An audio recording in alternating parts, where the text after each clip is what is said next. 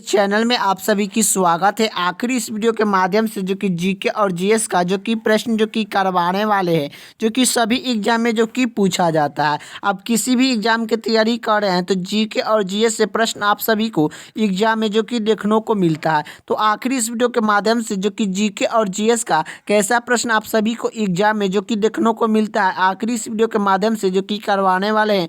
तो इस वीडियो को शुरू से अंत तक देखिए, तभी आप लोग को समझ में आएगा। तो पहला प्रश्न क्या पूछ रहा है, भारतीय संविधान की 8वीं अनुसूची का संबंध है। तो भारतीय संविधान की 8वीं अनुसूची का संबंध है, तो ये 8वीं अनुसूची का संबंध है, तो यह भाषाओं के साथ संबंधित है।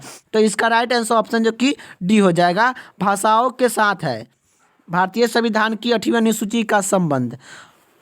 अगिल का प्रश्न की बात करें, अगिल का प्रश्न क्या पूछ रहा है कि संविधान की 11वीं अनुसूची में, संविधान की 11वीं अनुसूची में क्या है, तो यह जो कि पंचायती राज है। तो यह पंचायती राज है। भारतीय संविधान की 11वीं अनुसूची में क्या है, तो पंचायती राज है। यही बात करें कि संविधान की 12वीं अनुसूची में क्या है, संविधान की 12वीं अनुसूची में यह नगर पालिका के बारे में जो कि बताया गया है, और संविधान की 11वीं अनुसूची में यह जो कि क्या, पंचायती राज के बारे में जो कि बताया गया है। तो इसका राइट आंसर ऑप्शन जो कि सी हो जाएगा, संविधान की 11वीं अनुसूची में पंचायती राज है। इसका राइट आंसर ऑप्शन जो कि सी हो जाएगा।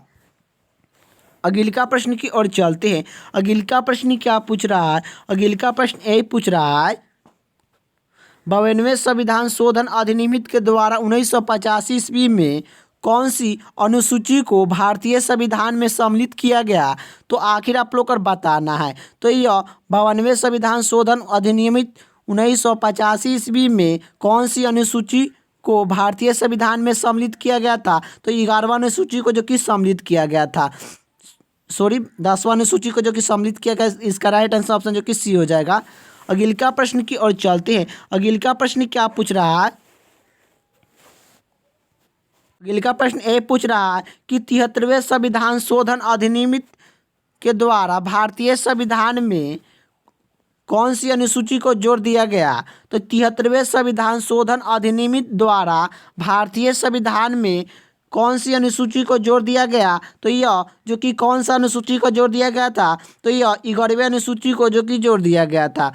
इसका राइट आंसर ऑप्शन जो कि डी हो जाएगा। अगिल का प्रश्न की बात करें, अगिल का प्रश्न क्या पूछ रहा है कि 74वें संविधान शोधन अधिनियम के द्वारा भारतीय संविधान में कौन सी अनुसूची को जोड़ दिया गया था। तो 74वें संविधान शोधन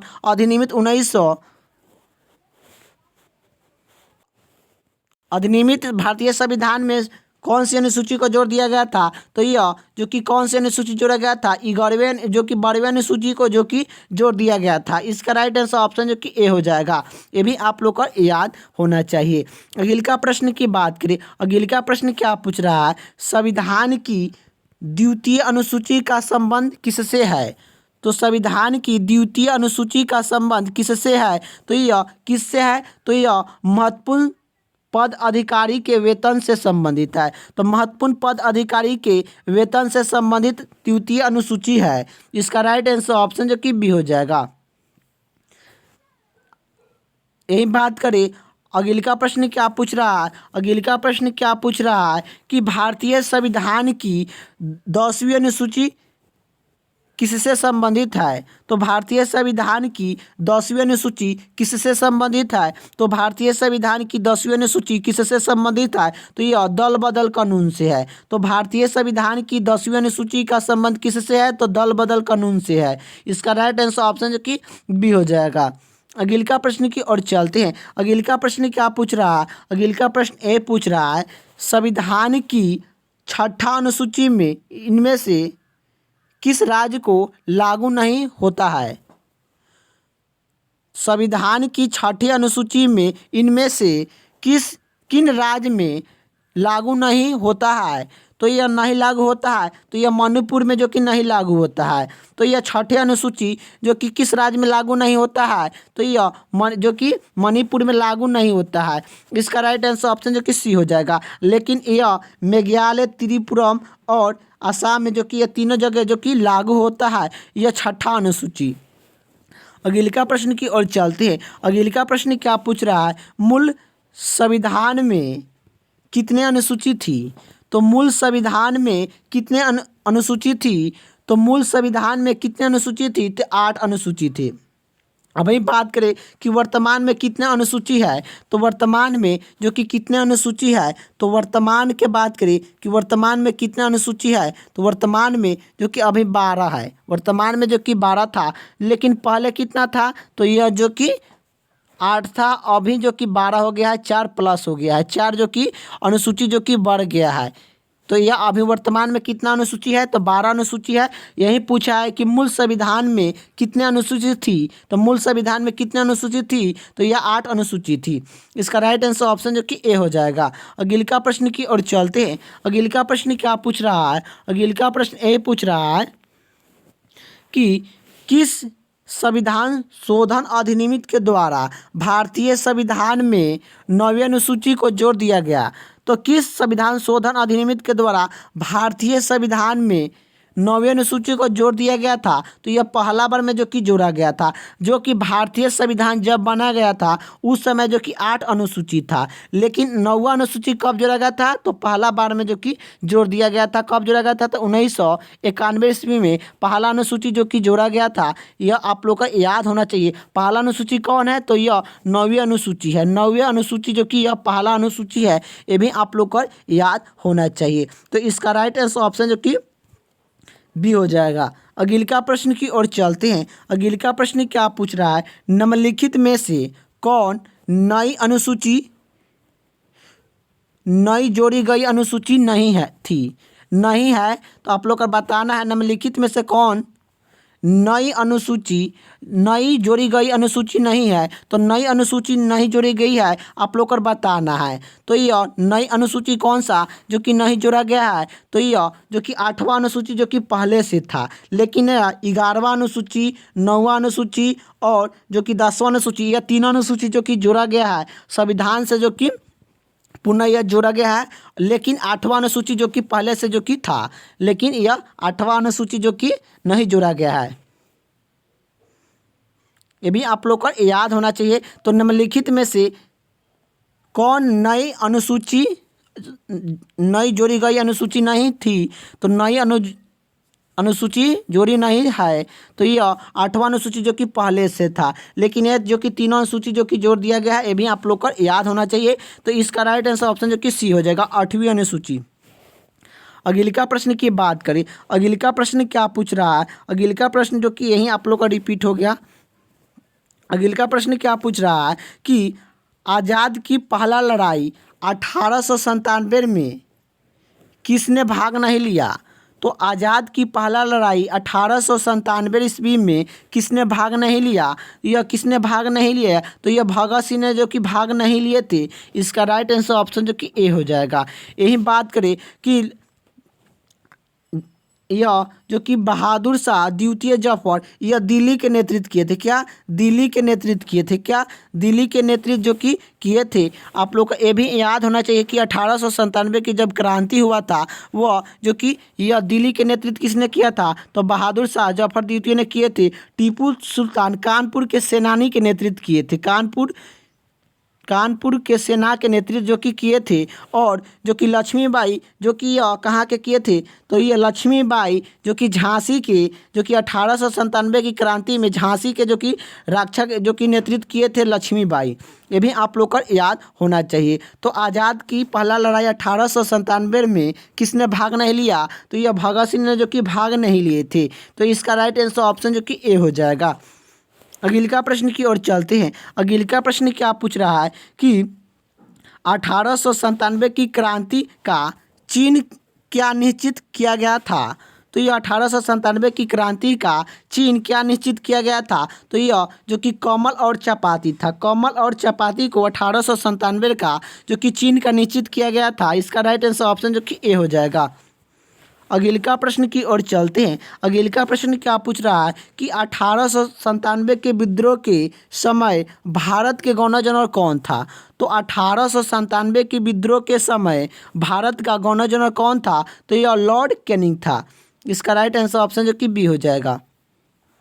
अगला प्रश्न की ओर चलते हैं। अगला प्रश्न क्या पूछ रहा है, अगला प्रश्न ये पूछ रहा है कि वर्ष 1897 के विद्रोह के निम्न नेताओं में किसने सबसे पहला बलिदान दिया।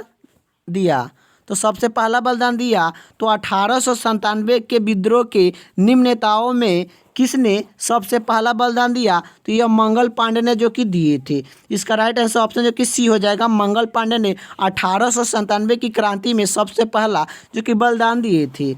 अगला प्रश्न की ओर चलते हैं। अगला प्रश्न क्या पूछ रहा है कि 1897 के विद्रोह में कानपुर में सेनानी के नेतृत्व जो कि किसने किया, तो सेना के नेतृत्व किसने किया, तो यह तत्कोन टीपू ने जो कि किए थे। तत्कोन टीपू ने जो कि यह कानपुर का सेना के नेतृत्व जो कि 1897 की क्रांति में जो कि किए थे। यही पूछेगा कि 1897 क्रांति में कानपुर के नेतृत्व जो कि किसने किया, तो यह जो कि नाना साहब ने जो कि किए थे। लेकिन सेनानी के नेतृत्व किसने किया, तो यह जो कि तत्कोन टीपू ने जो कि किए थे। तो इसका राइट आंसर ऑप्शन जो कि बी हो जाएगा। यही बात करें कि वीर कुंवर सिंह का यह बिहार के 1897 की क्रांति का नेतृत्व जो कि बिहार से जो कि किए थे। यह झारखंड से जो कि झांसी के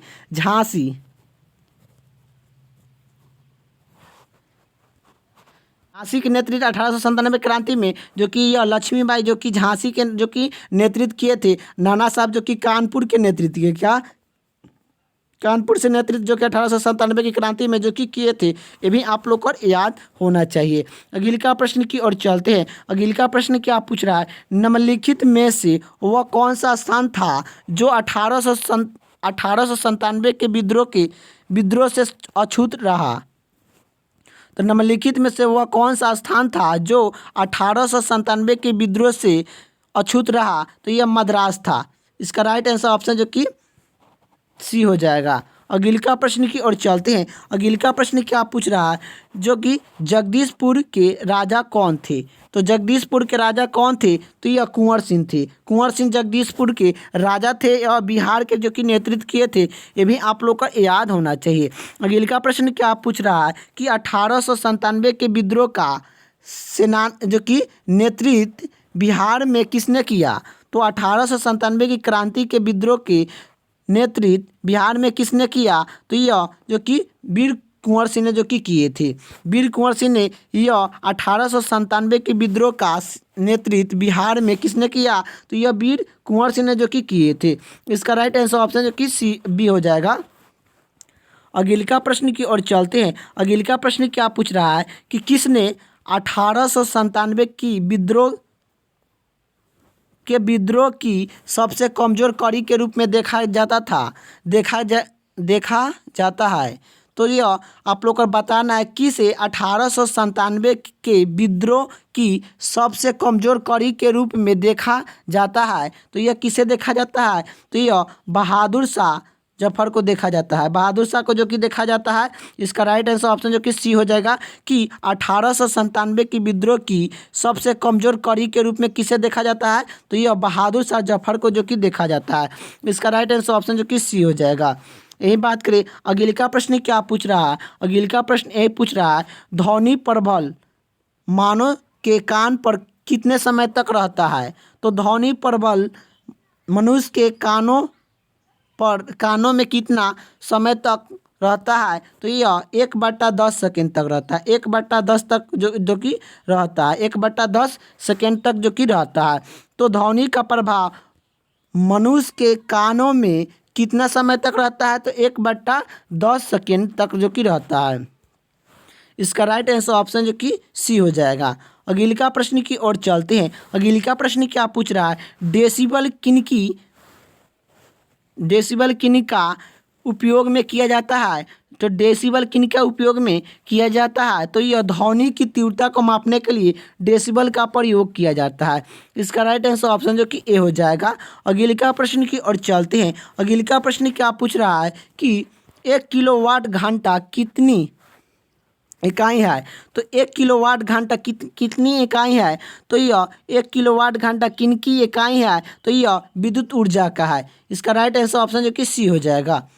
अगले का प्रश्न की ओर चलते हैं। अगले का प्रश्न क्या पूछ रहा है? अगले का प्रश्न ये पूछ रहा है कि एम्पियर क्या मापने के लिए इकाई है? तो एम्पियर क्या मापने की इकाई है? तो एम्पियर क्या मापने के लिए इकाई है? तो यह जो कि वोल्ट को मापा जाता है। एम्पियर से क्या मापा जाता है? तो वोल्ट को जो कि मापा जाता है। इसका राइट आंसर ऑप्शन जो कि सी हो जाएगा। अगले का प्रश्न की ओर चलते हैं। अगले का प्रश्न क्या पूछ रहा है कि फ्यूज के तार किससे बना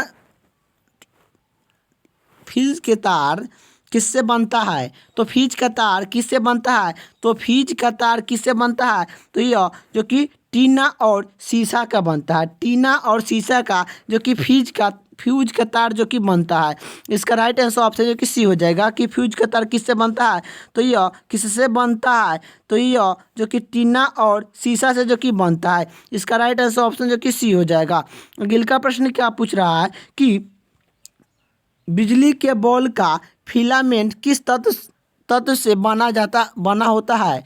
तो यह आप लोग को बताना है कि बिजली के बॉल का फिलामेंट किस तत्व से बना होता है? तो यह टंगस्टन का जो कि बना होता है। इसका राइट आंसर ऑप्शन जो कि डी हो जाएगा। अगले का प्रश्न की ओर चलते हैं। अगले का प्रश्न क्या पूछ रहा है? घरों में लगने वाला पंखा या बॉल इत्यादि लगाया जाता है। तो यह घरों में लगाया गया पंखा या बॉल इत्यादि लगा होता है। यह जो कि समांतर श्रेणी क्रम में लगा होता है। तो समांतर श्रेणी क्रम में जो कि घर में जो कि पंखा जो कि समांतर श्रेणी क्रम में लगा होता है और बॉल भी जो कि समांतर श्रेणी में जो कि जुड़ा गया होता है। इसका राइट आंसर ऑप्शन जो कि सी हो जाएगा, समांतर क्रम में जो कि होता है। अगले का प्रश्न क्या पूछ रहा है कि प्रतिरोधक का एक मात्रक है। तो प्रतिरोधक का मात्रक क्या है? तो ओम है। इसका राइट आंसर ऑप्शन जो कि डी हो जाएगा। प्रतिरोधक का ऐसे मात्रक क्या है? ओम है। अगले का प्रश्न क्या पूछ रहा है कि 1 किलोवाट घंटा का मान होता है। तो 1 किलोवाट घंटा का मान होता है। तो 1 किलोवाट घंटा का मान जो कि कितना होता है? तो यह जो कि 3.6 × 10⁻6 जून होता है। इसका राइट आंसर ऑप्शन जो कि ए हो जाएगा। 3.6 × 10⁻6 जून होता है। अगले का प्रश्न की ओर चलते हैं। अगले का प्रश्न क्या पूछ रहा है कि सूरज पर ऊर्जा का निर्माण होता है। तो सूरज पर ऊर्जा का निर्माण होता है। तो सूरज पर ऊर्जा का निर्माण कैसा होता है? तो यह नवक्रिय संलयन पर होता है। नवक्रिय संलयन के द्वारा सूरज पर ऊर्जा का निर्माण होता है। तो ऊर्जा का निर्माण जो कि सूरज पर ऊर्जा का निर्माण कैसा होता है? तो नवक्रिय संलयन के द्वारा होता है। इसका राइट आंसर ऑप्शन जो कि डी हो जाएगा। अगले का प्रश्न क्या पूछ रहा है कि परमाणु बम निम्न में से सिद्धांत कार्यालय करता है। तो परमाणु बम निम्न में से सिद्धांत कार्यालय करता है। तो यह नवक्रिय विखंडन पर जो कि करता है। नवक्रिय विखंडन पर जो कि करता है। इसका राइट आंसर ऑप्शन जो कि सी हो जाएगा। अगले का प्रश्न की ओर चलते हैं। अगले का प्रश्न क्या पूछ रहा है कि परमाणु के नवक्रिय में होता है। तो परमाणु के नवक्रिय में होते हैं। तो परमाणु के नवक्रिय में क्या होते हैं? तो प्रोटॉन प्लस न्यूट्रॉन, प्रोटॉन और न्यूट्रॉन होता है। प्रोटॉन और न्यूट्रॉन परमाणु के नवक्रिय में होता है। इसका राइट आंसर ऑप्शन जो कि सी हो जाएगा। अगले का प्रश्न क्या पूछ रहा है? अगले का प्रश्न ए पूछ रहा है कि न्यूट्रॉन की खोज किसने की? तो न्यूट्रॉन की खोज किसने की थी? न्यूट्रॉन की खोज किसने की थी?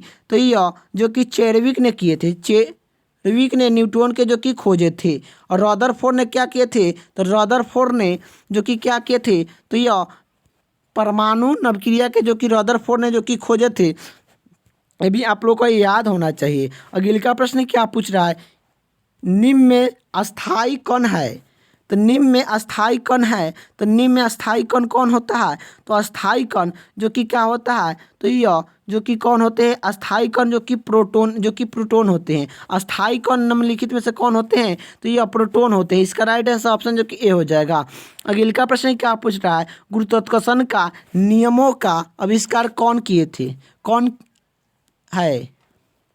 गुरुत्वाकर्षण के नियम के आविष्कार कौन है? तो यह न्यूटन है। गुरुत्वाकर्षण का नियम के आविष्कार कौन है? तो न्यूटन है। इसका राइट आंसर ऑप्शन जो कि सी हो जाएगा। अगले का प्रश्न क्या पूछ रहा है कि दूध के घनत्व को किसके द्वारा मापा जाता है? तो दूध के घनत्व को किसके द्वारा मापा जाता है? तो यह लेक्टोमीटर के द्वारा मापा जाता है। दूध के घनत्व को किसके द्वारा मापा जाता है? तो लेक्टोमीटर के द्वारा जो कि मापा जाता है। इसका राइट आंसर ऑप्शन जो कि डी हो जाएगा। तो आखिर आप लोग का जो कि वीडियो कैसा लगा कमेंट बॉक्स में बताइएगा। वीडियो अच्छा लगा तो लाइक कर दीजिएगा, चैनल पर नहीं तो चैनल को सब्सक्राइब कर दीजिए। जय हिंद, जय भारत।